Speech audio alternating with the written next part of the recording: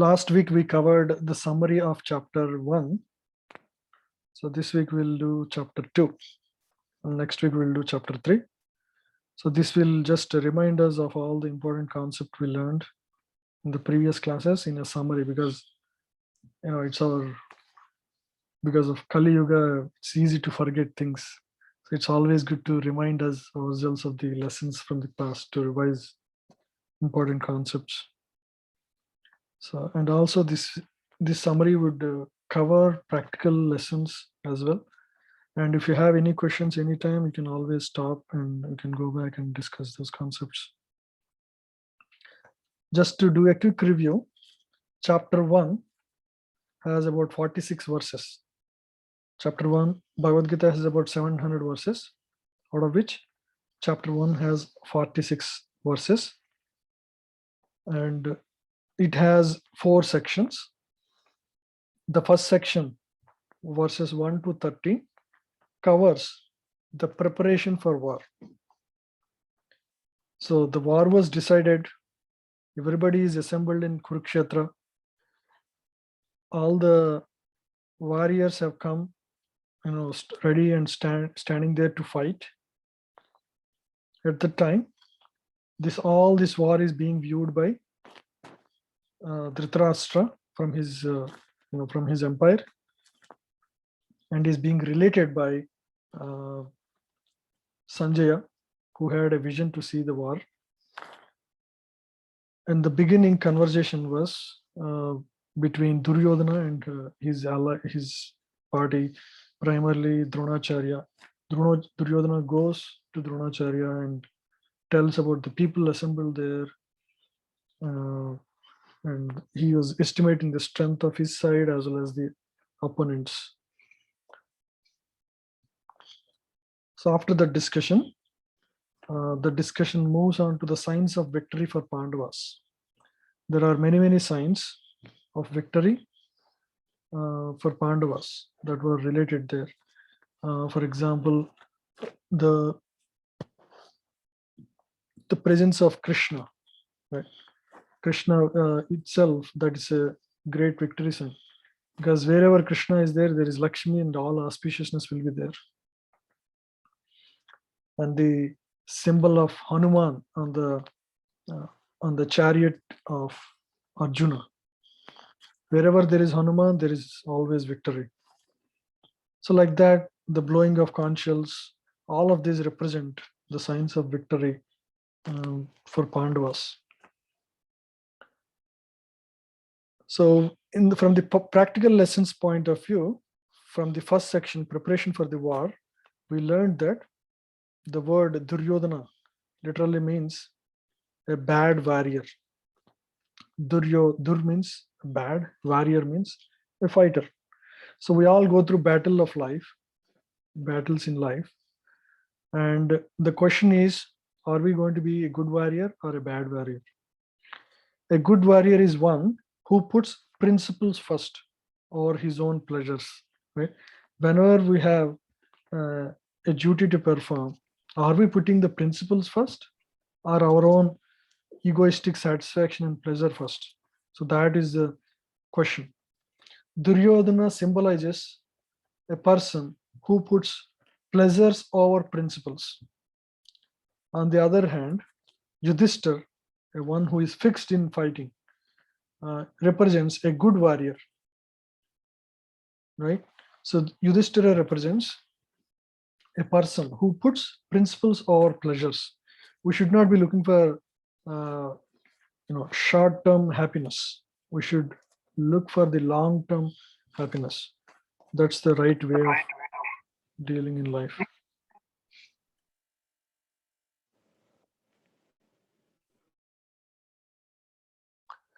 Then, signs of victory. The real signs of victory are when we adhere to scriptures. Right?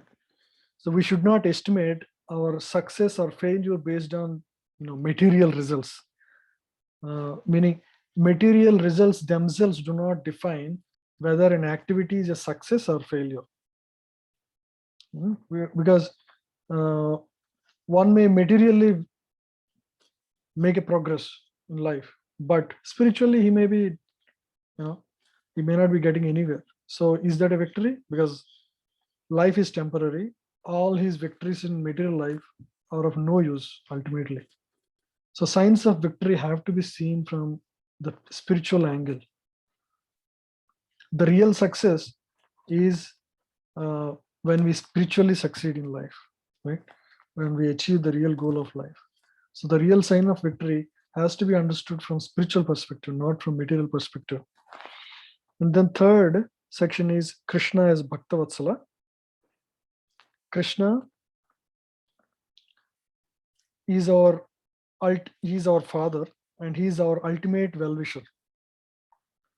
And then we might wonder why challenges come in life. If Krishna is all loving, all caring father, why would we be put through so many challenges in life? Why should challenges be there at all? The challenges in life are tailor made to address our current consciousness. We all need to purify ourselves, to liberate ourselves. So all the challenges in life that come in our life are meant to make us move in that direction.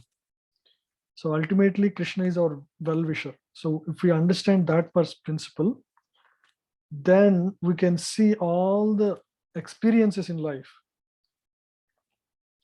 as one given by God out of his love. Because in every experience, in every challenge, there is an opportunity to learn and grow.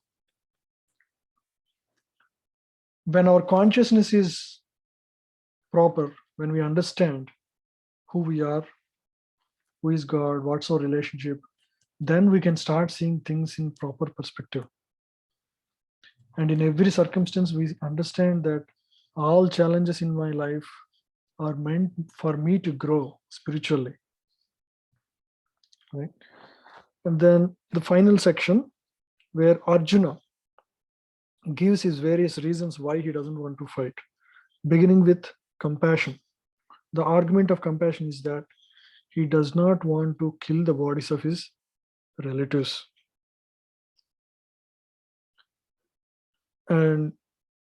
But that is bodily compassion that will be addressed by Krishna in the next chapter. And then second reason he gives is loss of enjoyment. What is the pleasure in killing my own relatives? Whom do I gain all this land for if I cannot have my own relatives by my side when I win the victory?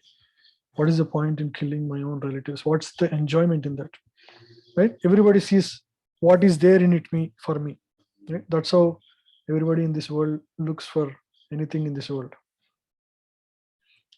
Next is fear of sinful reactions. Arjuna thinks, if I kill my own relatives, will it not be sinful? Krishna will answer that in the next chapter. But the primary reason is, it is not wrong to kill aggressors. Aggressor is a person who usurps one's land, or kidnaps a wife, or plans to kill. So these are Duryodhana and their clan, the entire the Kauravas. They're all very, very much aggressors. They try to disrobe Draupadi. So there is no real sinful reaction by killing them. So this argument is also invalid. And then destruction of family traditions. Arjuna thinks that when people are killed, there is no there won't be men in the leftover, and that will lead to family traditions being destroyed. So, and then finally he gives his final reason, which is indecision, which is given in second chapter. So now this is overview of chapter 1, and now beginning chapter 2. After giving all these answers, after posing all these questions, Arjuna wonders, is there any is there any real purpose in my fighting? and he becomes very indecisive. Should I even fight? What is the point of my fighting? Right? So he was very confused, almost emotionally broken on the battlefield, right in the middle of armies. He was prepared to fight all these enemies, but now he was emotionally completely drowned, weakened. Uh, his hands were shivering. His Gandiva bow in his hand was slipping and falling down.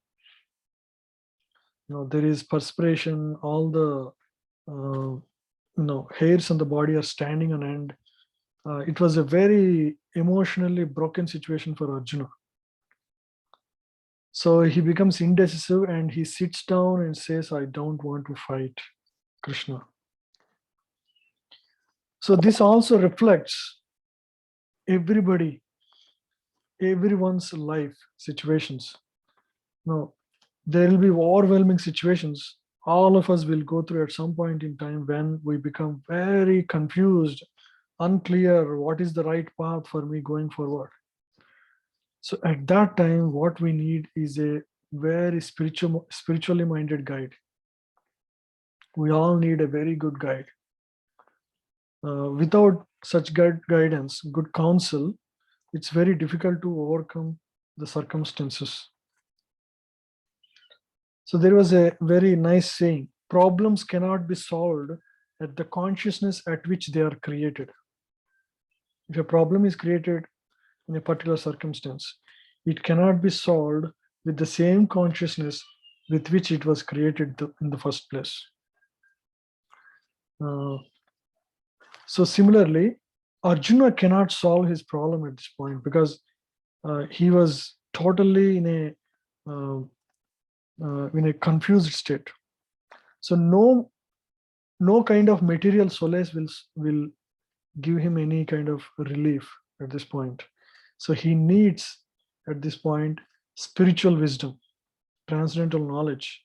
He needs to understand what's beyond this body.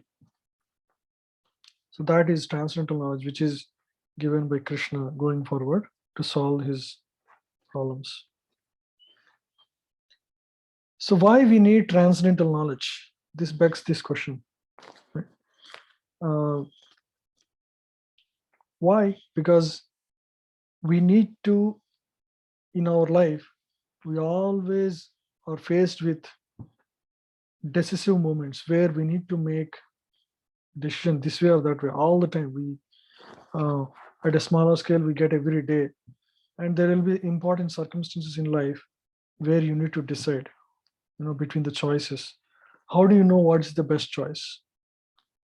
So this, if we have transcendental knowledge of Gita and Bhagavatam, that will help us as a guiding light to make right decisions in life. Right? So why are we studying Bhagavad Gita? This knowledge comes in tandem whenever we are in trouble. You may not understand how it's going to help you, but when we are facing challenges, when we are seeing no hope, that time somehow an idea will struck from inside, from the knowledge that you have learned all these days.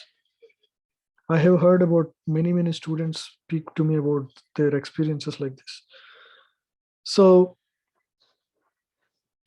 we are preparing ourselves ahead in time so that whenever there is a challenge that comes upon, this transcendental knowledge is going to come to our rescue. Just like we pay some insurance, right, for our home or car. Why do we pay ahead in time? Because when the circumstance comes, when the untoward incident happens, this insurance is going to help us at the time. So similarly, the knowledge that you are learning every week or every day, if you're reading every day, it's going to help you a long way in your life. Whenever important decisions have to be made in our life, this knowledge comes into play very well. And this knowledge is like the foundation. Just like if you want to write in some language, you first need to know the alphabet. Alphabet is the foundation. Once you know the alphabet, From the alphabet, you can create words or learn words. From the words, you can form sentences. From sentences, you can form paragraphs. From paragraphs, you can form stories. So like that, the the law, all these things are based on the fundamental alphabet. Similarly, the knowledge that is presented in Gita is like the foundation of spiritual knowledge. And it will help us, not just spiritual, to lead our life in this world. This knowledge is the foundation. And primarily it deals with 5 subjects. What are the 5 subjects of Bhagavad Gita? It teaches who is Ishvara, who is God. Ishvara is God. So who is Ishvara? Who is Jiva? Jiva means all of us. What is Prakriti? Material nature. What is Kala? The time factor.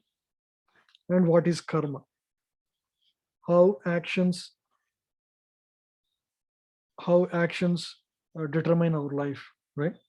So these 5 primary subjects everybody needs to learn in and out.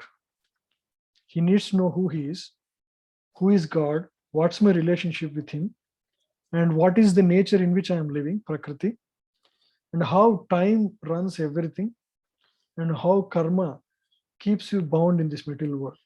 So all these concepts, once you know very well, then you can mold your life according to the proper purpose of it. Right? Without this, we don't know what is our goal. We may set our own goals, but we all set our goals when we started our life. We thought we just need to study and complete the college. After that, you need to get a job. That was our goal. After that, our goal is to get married, and then children, and then education of children. It goes on. There is no end to it. But we don't know what is our real goal. If we are just in the material, we just only have material goals in life, then we miss the life, because we don't know why we exist, first of all, who we are, where we are heading, why am I in this world. We don't know. We don't question all of this. We are just like we are just stuck in a small bottle, right? So all these problems are going to overwhelm us, and we miss the real goal. So it's very important to understand this knowledge of the 5 primary subjects. This is like alphabet. Once you learn these fundamentals, now you see the world with the wisdom of this knowledge. Every decision is made in alignment with the knowledge that you learned. Every situation is seen with that perspective. So once you have that spiritual vision, everything becomes very harmoniously understandable. Everything is totally in control, right? Even though, of course, we cannot control circumstances, but at least we have balance in our mind on how to handle the situations better.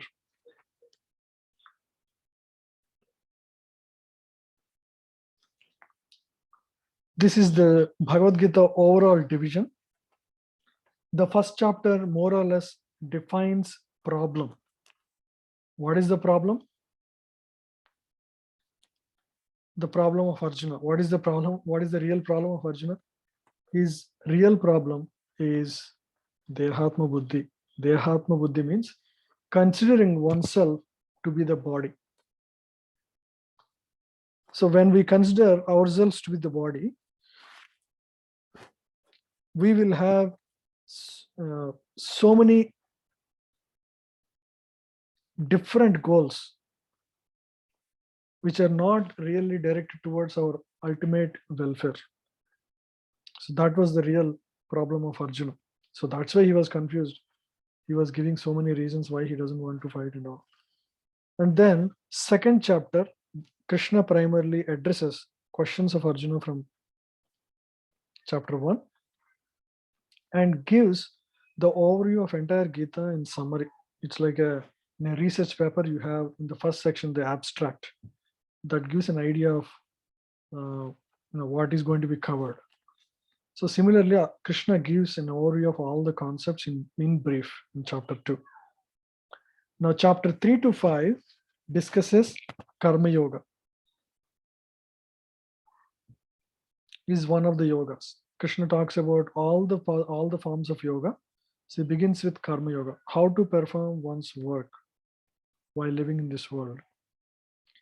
And then the discussion of Dhyana Yoga in chapter 6, the process of meditation. And then chapters 7 to 12, about 5 chapters, cover Bhakti Yoga. The entire section is Bhakti Yoga. Loving devotional service. Bhakti Yoga means. Bhakti means love. Loving God. How do you love God? And then Jnana Yoga. So with 12th chapter, it's almost like all the spiritual knowledge is already given. Whatever is necessary for you is enough, is given already. But we need more jnana on how this material nature works. Because we are living in this world.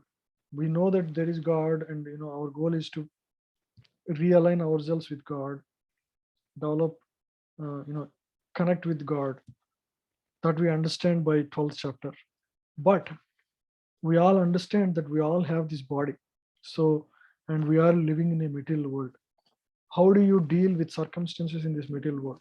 So that is given in the Jnana section of Bhagavad Gita, 13th to 17th. So when living in this world as a spirit soul, trapped in a body, how do you deal with this world?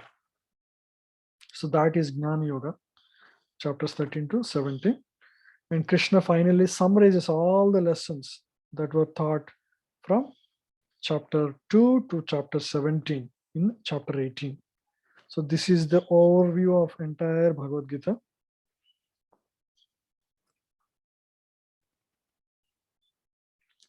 Yeah, so from chapter 1, the real problem of Arjuna is that he is considering himself to be the body, Dehatma Buddhi. I am this body, and products of this body belong to me. I am the enjoyer. So that was his real problem. Right? So if we don't have proper perspective of our own life, right? Meaning who we are, we don't know who we are, first of all. Then all the goals, all the all our thinking, feeling, willing, everything is totally based on our understanding about who we are, isn't it?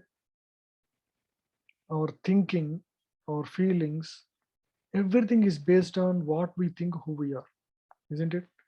So when Arjuna was thinking, just I'm this body, these are my relatives, I'm trying to kill my relatives.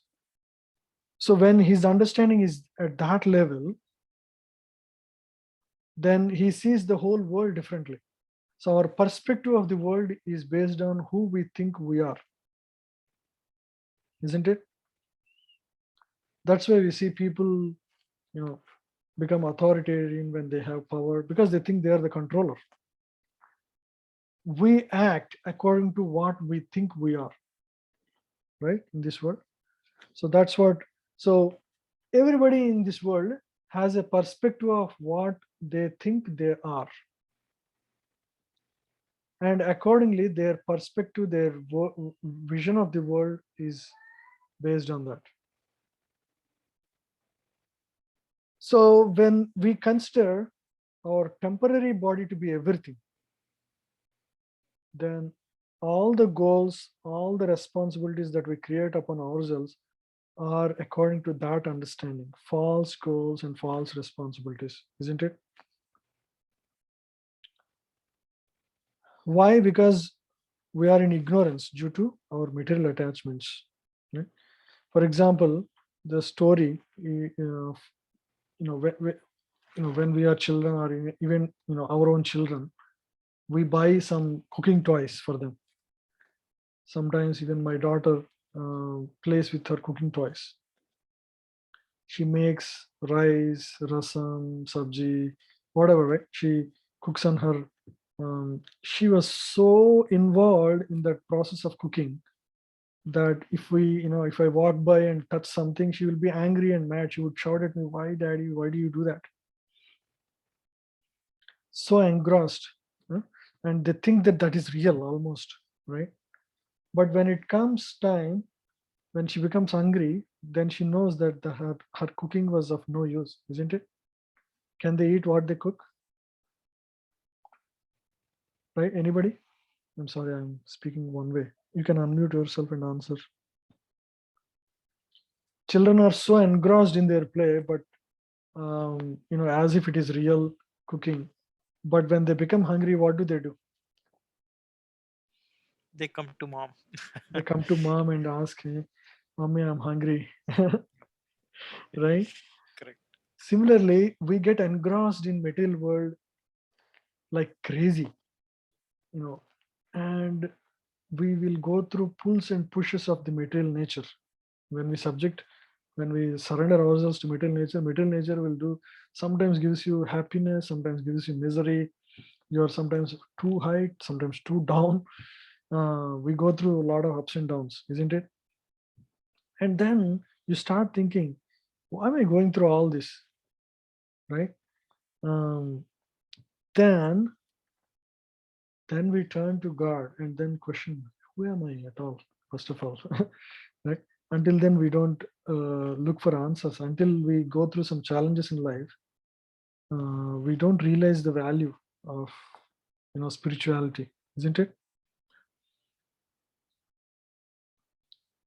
So it is not to deny the worldly responsibility, but understand that they are not the primary. Um,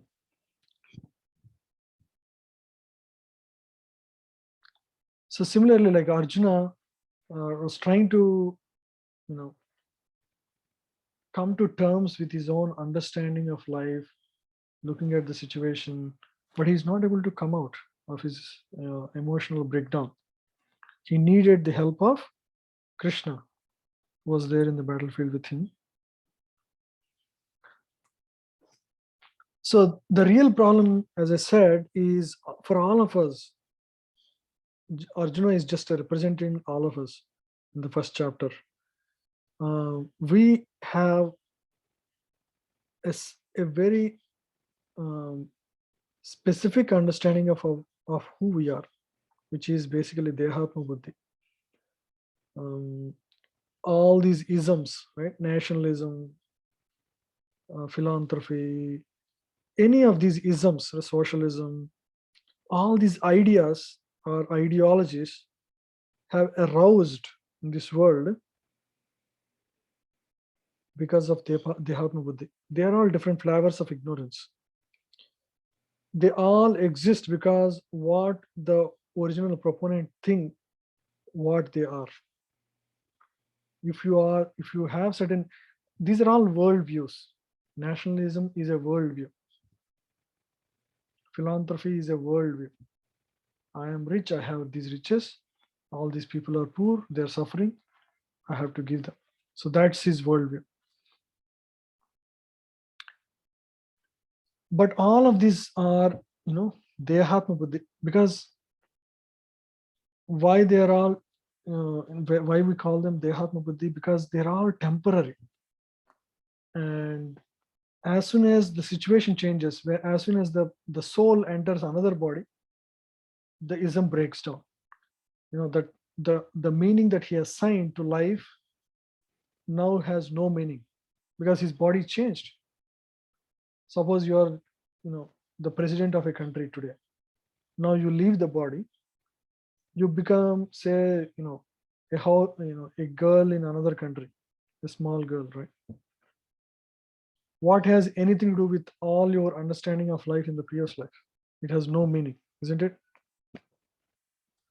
So that's why all of us in the material world, we are without the spiritual knowledge, we are all under this Dehatma Buddhi. We think that we are this body, right?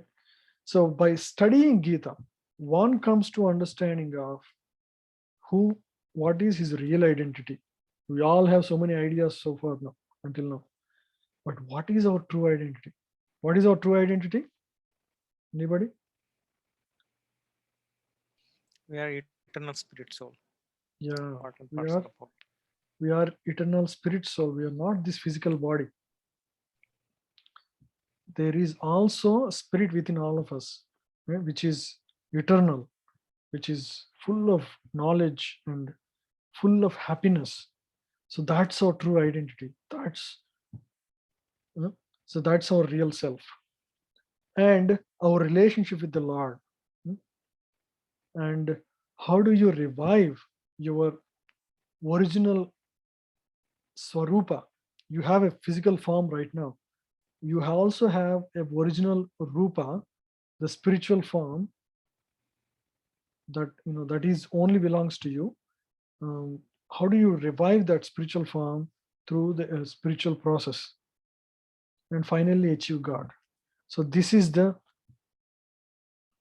where by learning Gita one gets.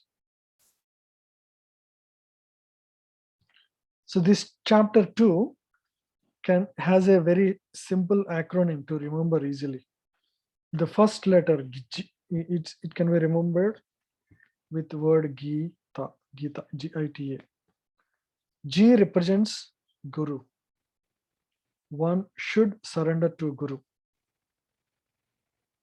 We learn why we should surrender to Guru, just like Arjuna surrendered to Krishna, right? Second, it talks about Krishna reveals the real identity.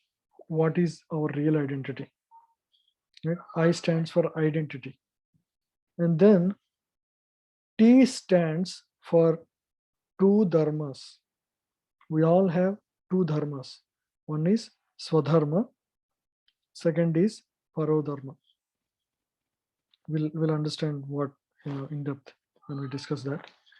And then the last section is Atma Rama, a person who is self-satisfied. What are his characteristics? Arjuna asks. Krishna talks about identity and then talks about Swadharma and Parodharma. After that, Arjuna asks, he wants to get get an idea of what a self-realized man looks like. How does he act? How does he behave in this world? And then Krishna talks about that in length in the last section of second chapter. It's called section of Sthita Prajna, a perfect person, the attitude and activities of a perfect person, Sthita Prajna. So that is the last section. A stands for Atmaram.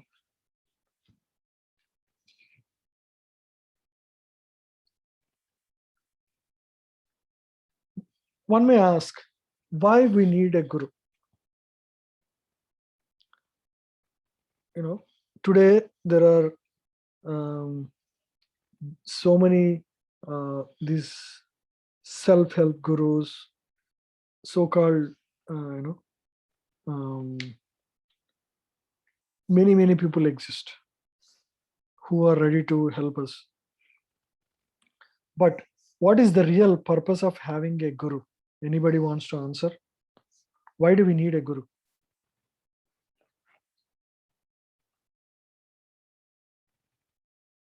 Please, anybody? To guide you when you need guidance. Yes, we need guidance. Yeah. What kind of guidance? Spiritual guidance, like solution to your problems, life's problems. That is the real thing. Guru is not for solving our material problems, like the problem of belly, right? That's what we think as the main problem in this world. It's not for solving your material problems, getting a job, or curing your body aches, or giving a child. These are not problems. These are temporary problems of this world. The real problems are, what are the real problems of life? real problems of life. Anybody? Janma Mrityu Jara Vyadi. Yeah, Janma, Mrityu, Jara, Vyadi. Birth, death, old age, and disease. A guru is required to help solve these real problems of life, not to solve or not to give you some peace of mind in this world. That's not real goal. Guru is not a pacifier, he is a purifier. What is pacifying means? Suppose you have um, you have a pain in the leg. There are two ways to solve it. One is to give you anesthesia on the leg so that temporarily there is no more pain. You are happy for next 1 day or 2 days, but again your problem comes back. That's called pacifying solution. A solution that pacifies temporarily. A guru is not like that. A guru is not a, these are the various misunderstandings of gurus. Many people think, oh, if I get blessed by guru, I get a good job. If I get blessed by a guru, I get a promotion, I get a good bank balance. But that is completely the wrong reason to find a guru. The real purpose of having guru is to understand the purpose of life, like all of you are trying to do here. But I'm not a guru, I'm just a guide. But the guru's real purpose is to solve the real problems of life. What are the real problems of life? Janma, Mrityu, Jara, Vyadi. These are the problems that have been keeping us in this world, in this samsara forever, for eternality, for millions of lives. Now here is an opportunity that you have a human life. Human life is such a great opportunity, isn't it? I was watching some YouTube video on Discovery Channel with my daughter. She just wanted to watch some animals. In that video, we saw how these lions were trying to hunt the lower animals in the forest. For the animals to survive, it's a constant struggle, isn't it? The day they rise in the morning, the lions would be looking for, where is my food, where is my food. All the day it is doing the same. It's always doing this search for food. Or if another animal attacks it, it tries to defend itself.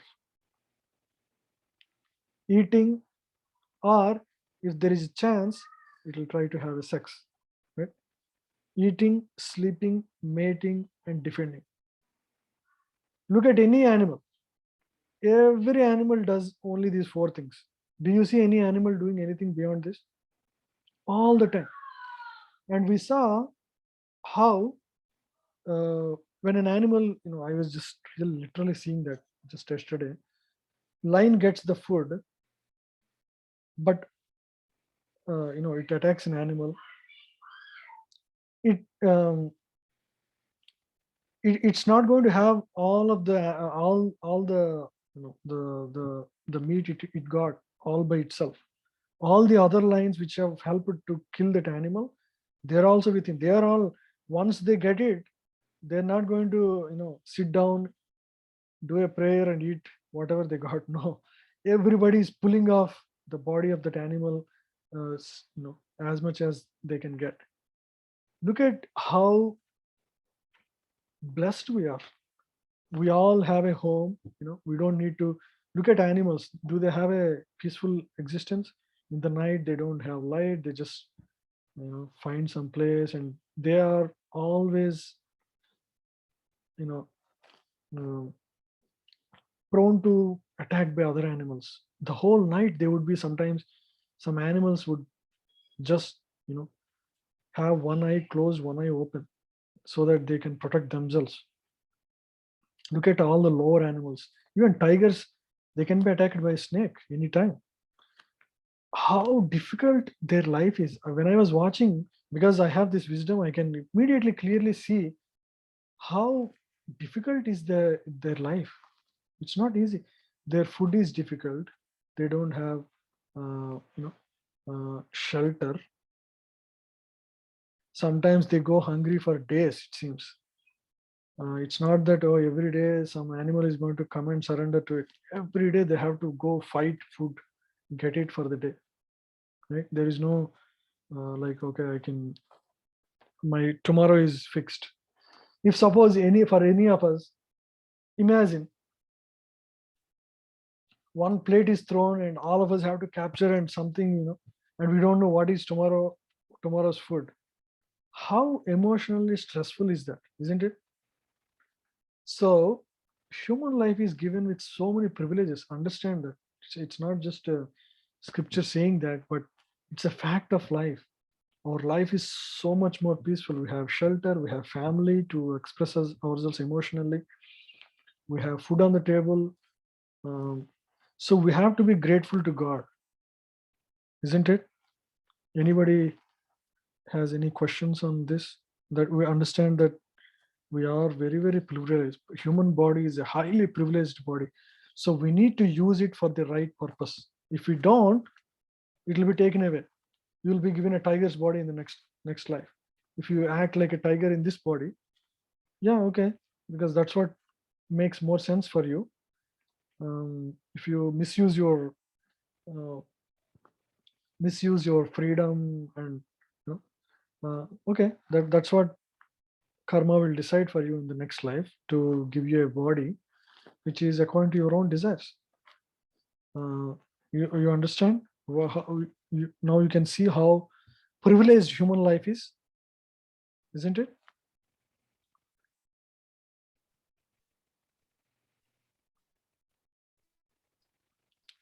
Yeah. So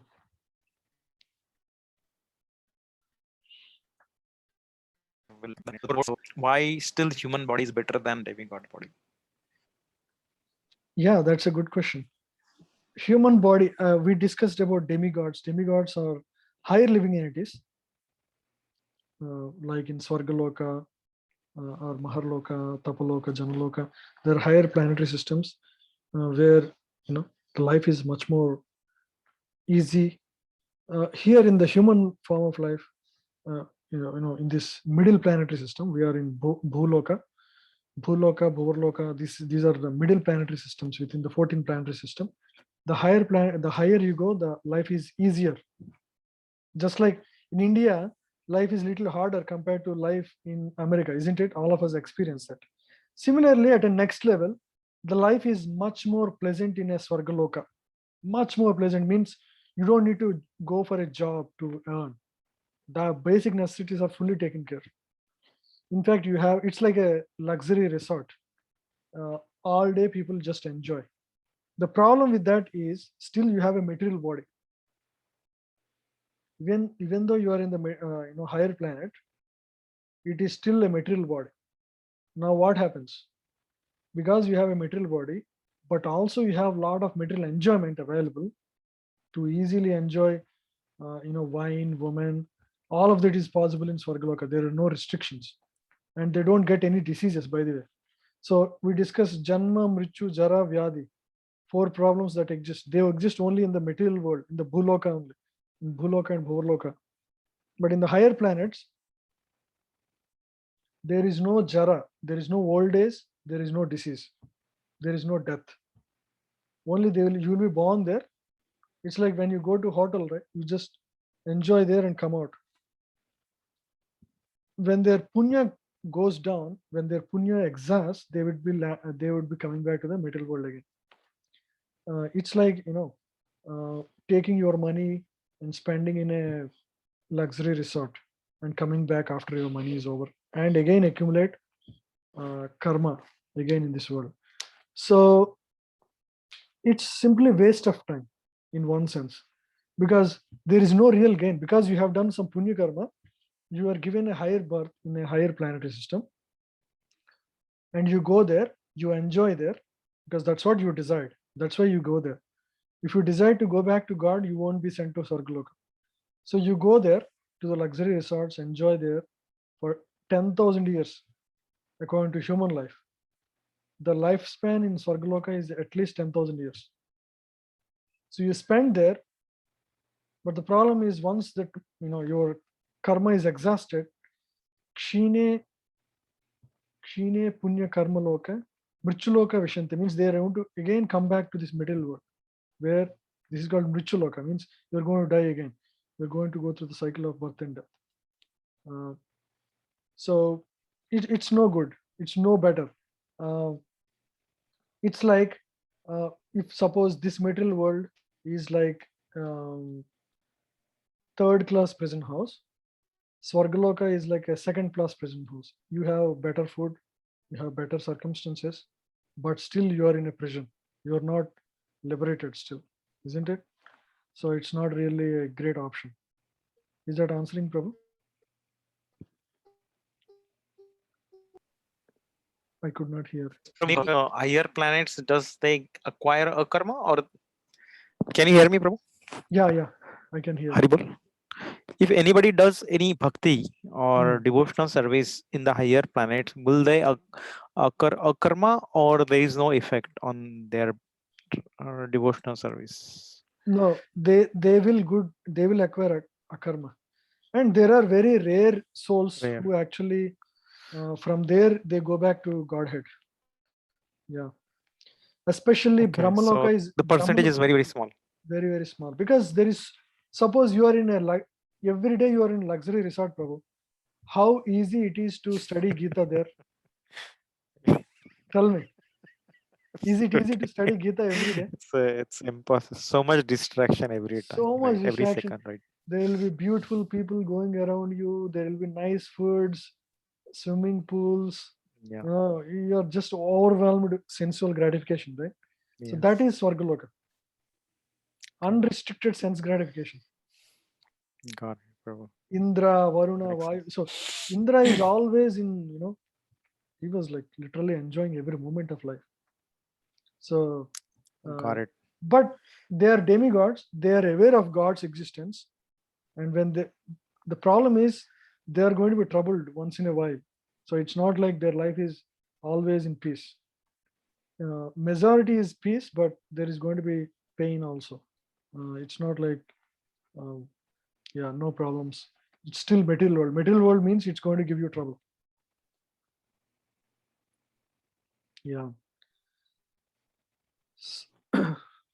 So identity, what do you think who you are determines your thinking, willing, and actions in this world, isn't it? The actions that we perform in this world are based on who we think we are, right? If you think you are president of this country, then you act accordingly. Your thinking, willing, and action is based on that. But Bhagavad Gita teaches what's our true identity is. Our identity is not just this physical body. There is a soul within, and that's our true identity.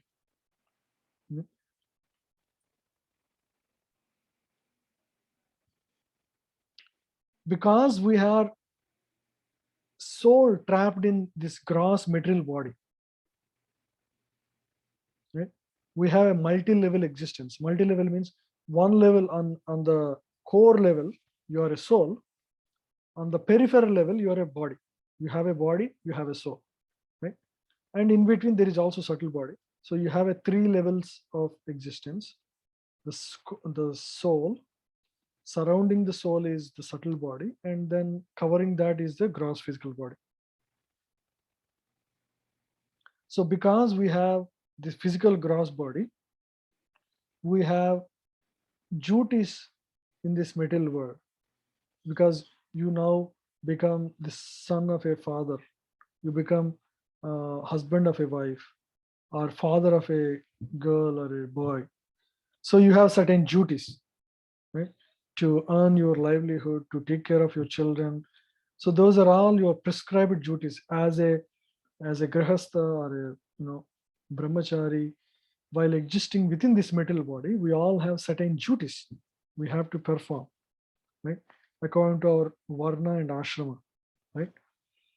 So that is called swadharma or conditional duty. It is conditional because it is circumstantial. Because you have certain body in the current circumstance, your duties are accordingly defined. You are born so and so community, you have certain duties, right? So if you are but that is temporary because of certain body that you have. Your constitutional duty, which is according to your real core, which is the soul, that determines basically your swadharma, right? Sorry, that determines your parodharma. Parodharma is because you are a soul trapped in the physical body. At any point in time, you have an obligation towards connecting to the super soul. You see the point? So we most of us only consider about our swadharma, means duties towards our family and society and all these material circumstances. But beyond that, we are also a soul. By learning Gita, we understand that we are also a soul, not just this physical body. Now, when we are a soul, we also have certain specific duties towards the God, which is called parodharma or Krishna consciousness. We all have true identity. We are actually spirit in the matter. So we also have to perform our constitutional duty, right? So what are the activities of constitutional duty? Anybody wants to say? Other than or Nitin Prabhu, can anybody else speak something about what is an example of parodharma?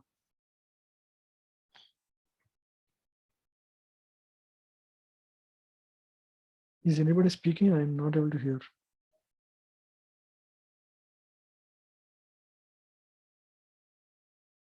Hare Krishna. Maybe service to other people. Service to other people. Why is it not parodharma? It's not parodharma.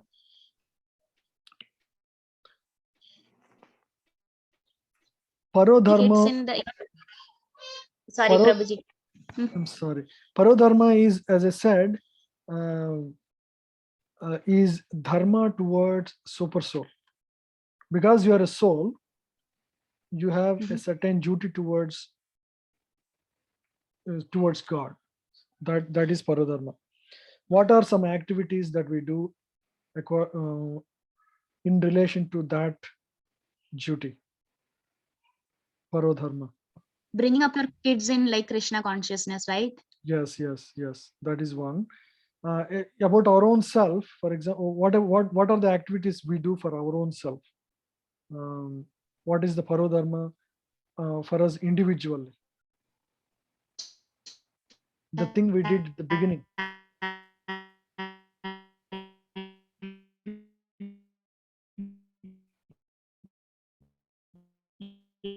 There is slokam, Shravanam Kirtanam, Vishnu Smaranam, Padasevanam, Archanam Mandalam, Dasyam, Sakyam, Atmanivedanam.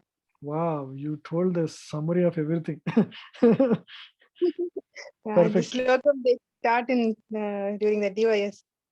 Yes, that's the real parodharma. Real parodharma is basically constitutes our duties towards God, which begins with Shravanam, hearing. All of us are doing that now. We are trying to hear Bhagavad Gita. So that is called Shravanam. And then Kirtanam means to glorify God.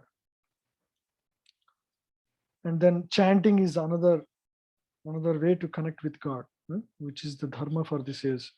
So all our spiritual duties that we perform, Atmanivedanam, offering ourselves to God, or all these wonderful points that Mataji mentioned, they're all parodharma, or duties towards God. So our true identity, that's our true identity, right?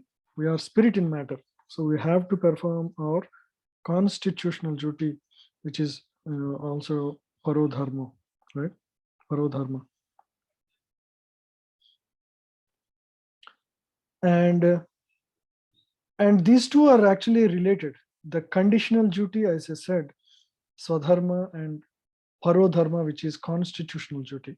What is the purpose of conditional duty? Conditional duty is because we have this body, we are performing certain duties in this world to raise the family, to help others, like the other thing Mataji mentioned. So those are conditional duties. So ultimately, these conditional duties are meant to help perform our constitutional duty. Whatever activities we do in this world to earn our livelihood or to take care of our kids, all these things, if they don't really connect us or to help us perform our constitutional duty towards God,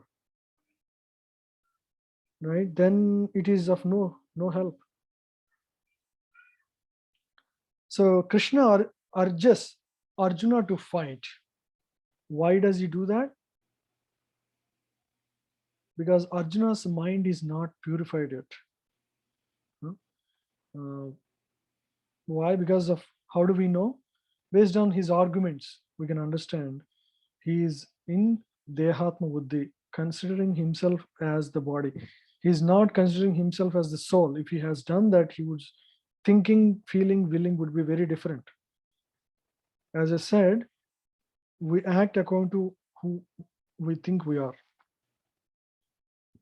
If we think we are the spirit soul, our thinking, willing, and feeling will be accordingly.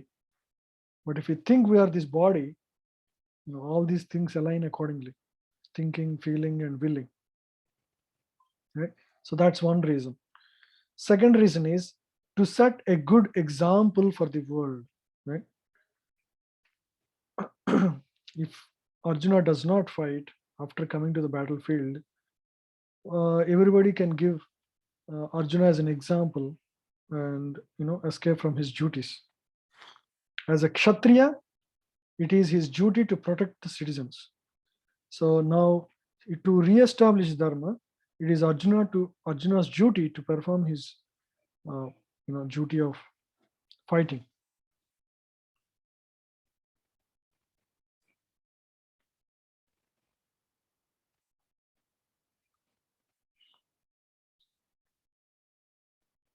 So purpose of conditional duty. Continue this.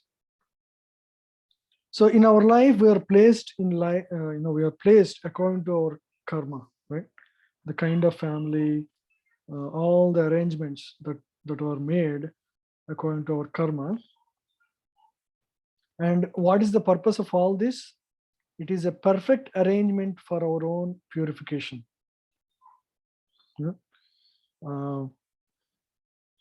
It is God's grace upon us, the kind of family we have, the kind of karma we have.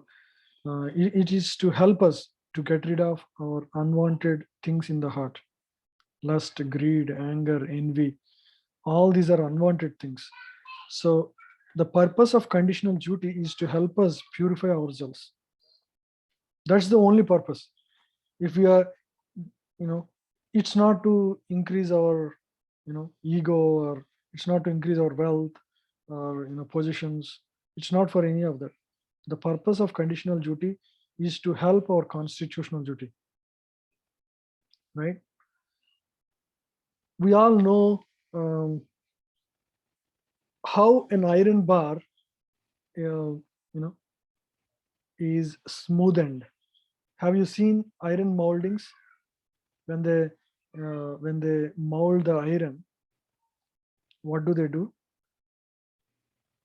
They will be placed on an anvil, right? They will be placed on an anvil. The iron bar is heated to a very high temperature, almost like fire, and then placed on an anvil, and with a hammer it will be beaten down, right? Beaten, then the iron would mold itself to be very sharp. So that represents our our life itself. The underneath, there is an anvil that is holding the iron bar. That is like our conditional duties. We all, we all have to perform our conditional duties. That becomes the support for us, right? The hot iron bar is like ourself, the jiva. The hammer is like the circumstances of life. We are pushed and pulled into various circumstances that will emotionally break us, challenge us. It's not an easy life, right? So the damn hammer is going to hit on the head, back to back, back to back. So this is exactly how Krishna shapes our character. So,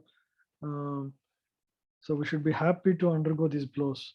It's all for our own purification. All the challenges we face in our life is meant for our own purification, right?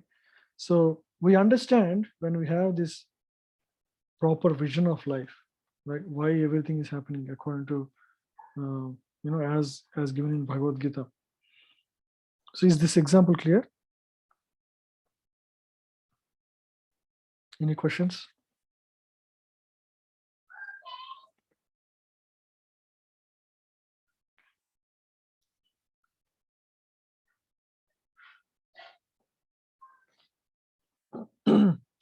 Now, when one performs his conditional duties and constitutional duties perfectly, at the end of life, he becomes Atmarama, a self-realized person, right?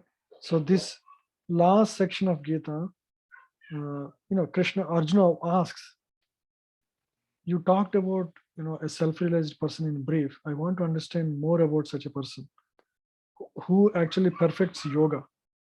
How does he behave in this world?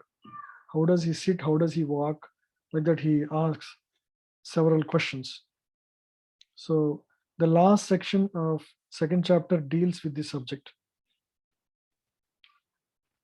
So Atmarama means a person who is fully satisfied in his own self. Means he doesn't need any external circumstances to give him happiness. Right? He's satisfied within fully. Right? So Krishna asks about this. Sorry, Arjuna asks about this, and Krishna answers about this. What are the characteristics of an Atmaram?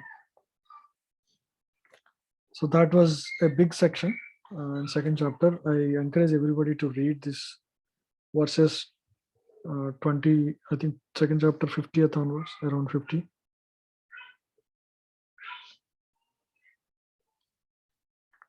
So if you become overly joyful or miserable, this is a great section to read. It gives us the balance. This is a favorite section for many great people like, Mahatma Gandhi and others.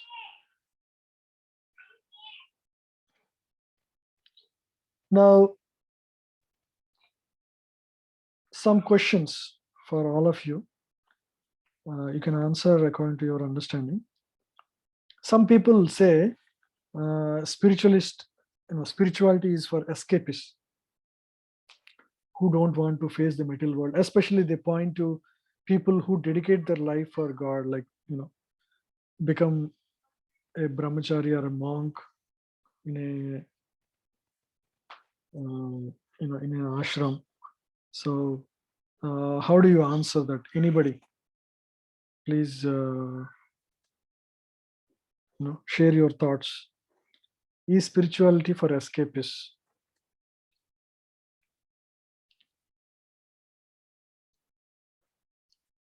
Any idea is fine. I mean, you don't need to give a perfect answer. I just want to hear from you. What are your thoughts? Some people blame a spiritualist. They don't do anything. They just they just learn Gita and do nothing like that. Krishna himself says karma is important, so he's telling Arjuna to fight. So we have to do our duty and be, that's how to be spiritual. So both go together. Yeah. So the main reason they say that spiritualists are escapists is, some serious spiritualists, they don't enjoy the material world.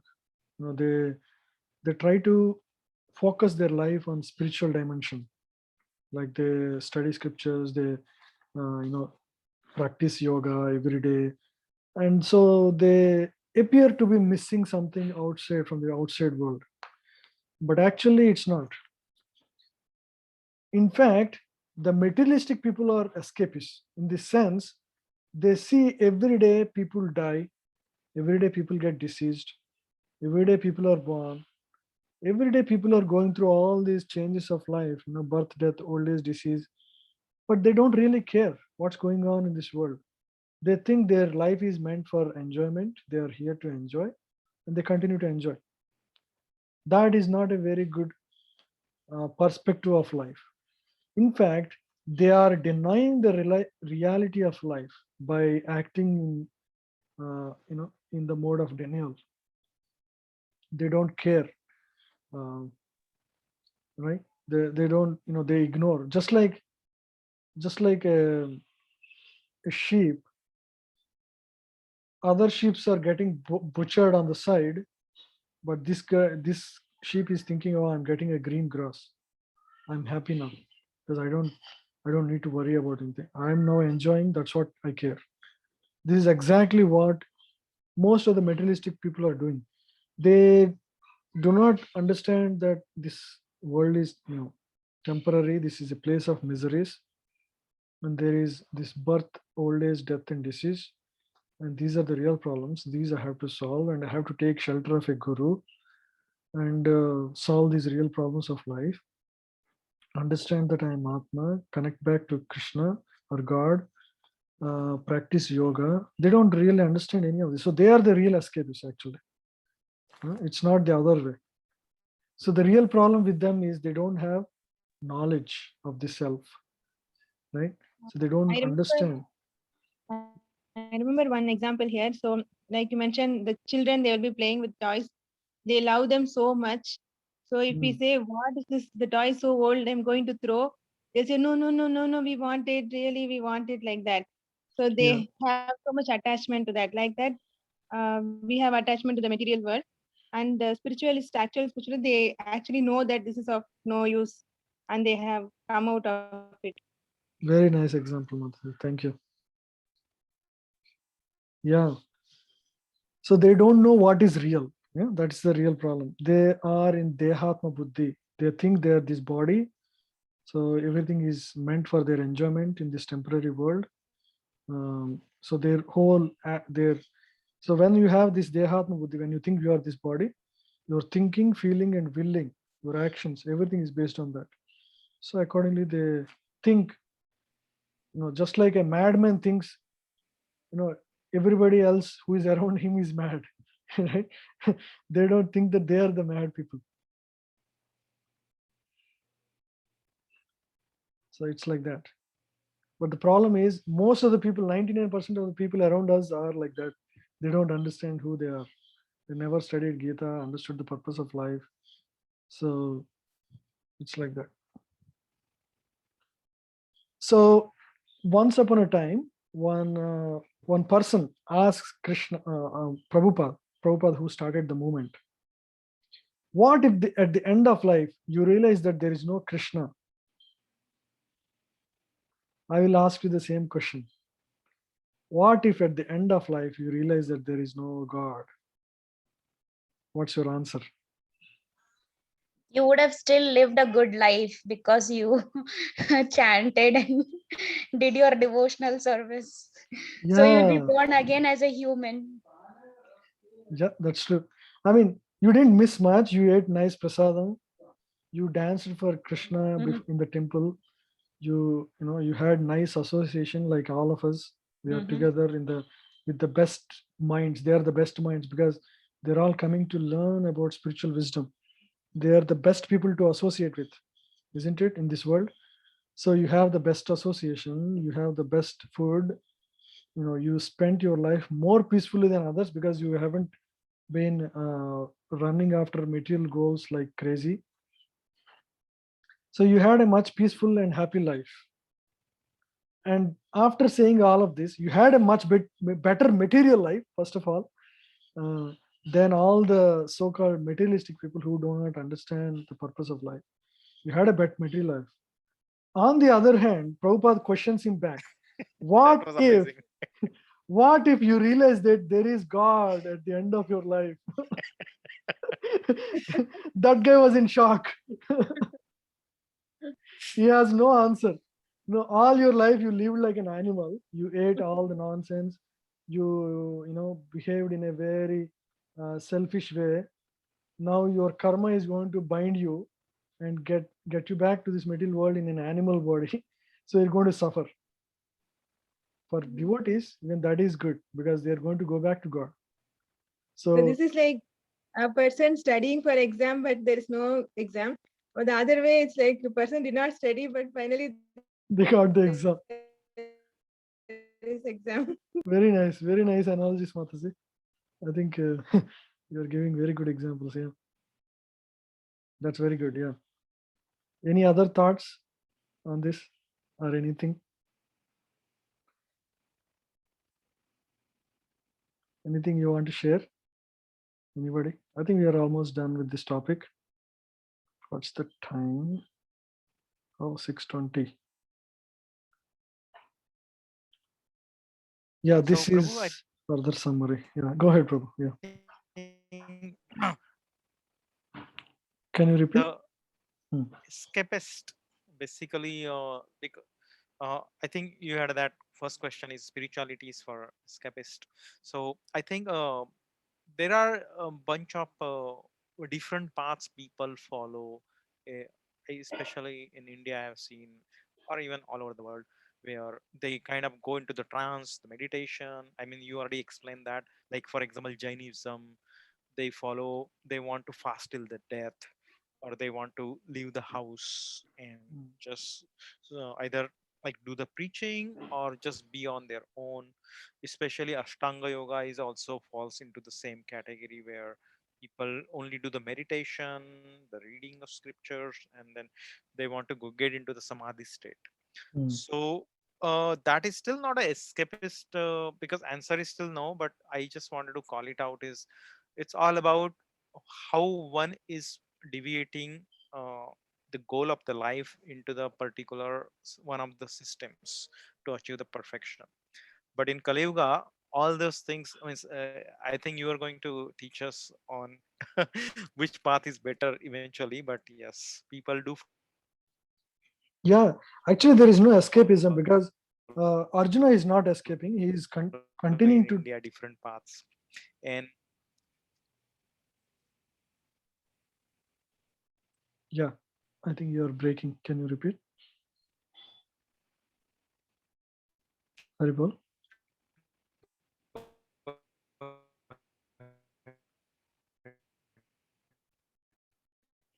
Not able to hear.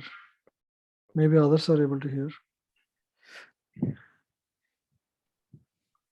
Yeah. Did you say something, Prabhu? no, Prabhu. No. I did not say after this. Okay. Yeah.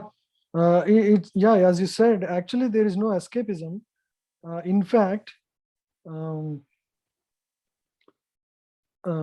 actually they are doing the best service to the world, isn't it? So these people have, especially the monks from ISKCON, they actually do so much more service than others, outsiders. They live very, rigid, restricted life, brahmachari life, and they share this wisdom, Gita wisdom, far and wide. They reach out to thousands of people. Look at Gaur Gopal Prabhu. How many people he's able to reach out? How famous he's transforming so many people, right? So like that, in fact, they're doing a higher duty, the duty of God, to share the knowledge and love of God with everyone. We need people like that. in fact. So it's good that we have such people. Yes, 2 million plus. Yes, Yeah. absolutely, Prabhu. Yeah. That's like amazing the way our whole transformation has happened. Yes. That's true. Anybody wants to share anything? You should all feel free to speak. That's how we all connect and express ourselves. Questions or any comments, please. I would like to hear. Otherwise, it becomes one-way conversation. Other than 3 or 4 of you, I want everybody to participate.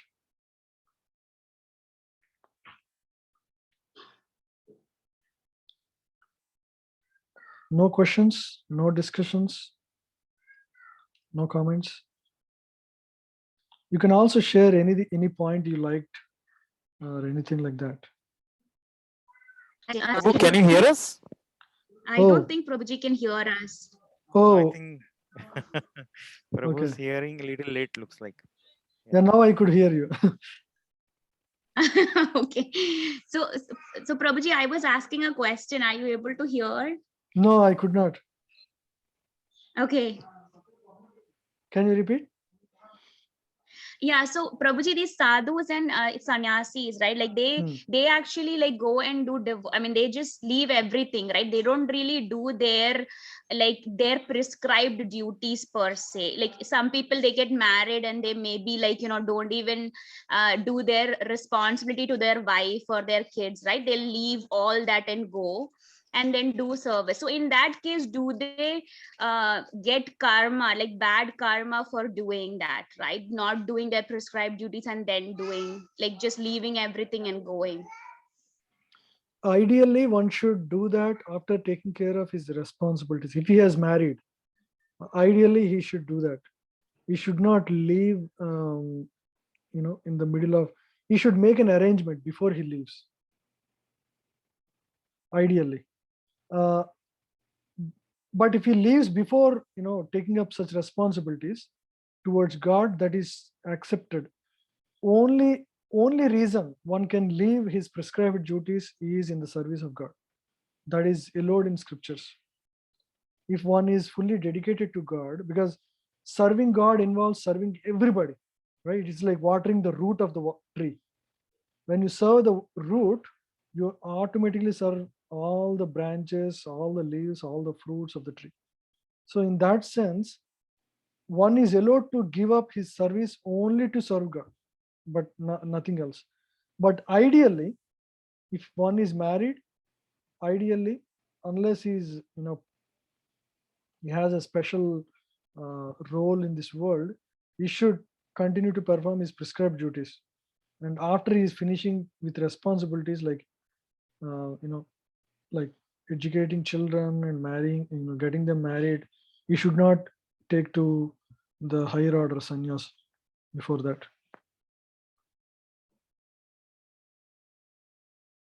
Yeah, Sweta Mataji, I could not hear so far. Are you saying something? Oh, did I answer the question, Mataji? Yes, you did. Thank you. Hare Krishna, Prabhuji. Haribol Mataji. Sweta Mataji has something to say, I think. We could not hear though. Did anybody hear? Oh, you're not. I think your voice is not showing up here. Maybe your audio is not coming out at all. Yeah, you can type a question if you have.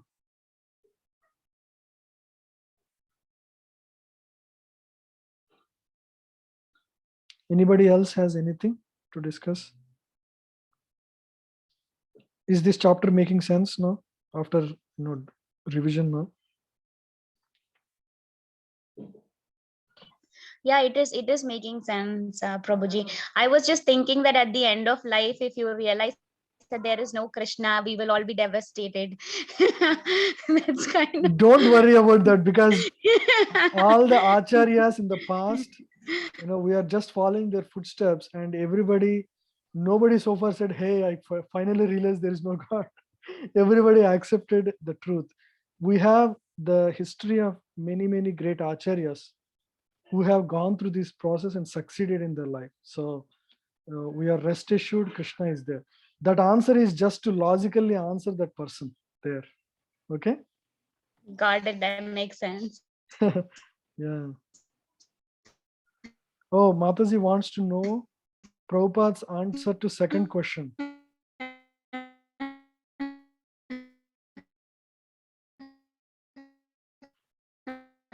Oh, somebody is speaking something. I'm not able to hear. I think my Thank you, network is Prabhuji. really You said that, Sorry. Prabhu, you said that if God doesn't exist, we enjoy. That's what Prabhu said. But if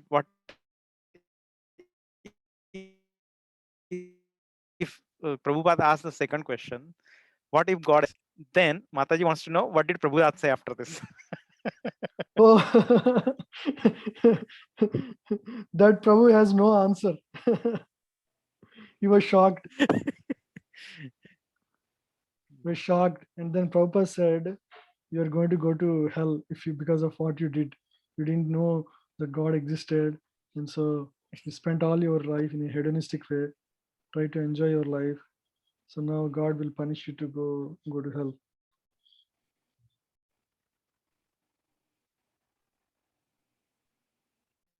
Yeah. Okay. Okay. We'll end the call here. I would like more participation from every one of you, dear devotees. Sagar Prabhu didn't say anything. Rinkum Mataji, Razi Mataji, please speak something. Govind Prabhu joined today. Yes, Prabhu, it was very clear, so I don't have any questions. Thank you, Sagar Prabhu. Yes, Prabhuji is very nice, Prabhuji. Gita యొక్క abbreviation అది చాలా బాగా చెప్పారు Prabhuji అసలు. Thank you, Mataji. Hare Krishna, we will end here. Thank you all for your time. Hare Krishna, Thanks, we'll meet Prabhuji. again next week. Hare Bol. Hare Hare Krishna. Thank you, Prabhuji. Hare Hare Krishna. Krishna, Mataji. Prabhuji.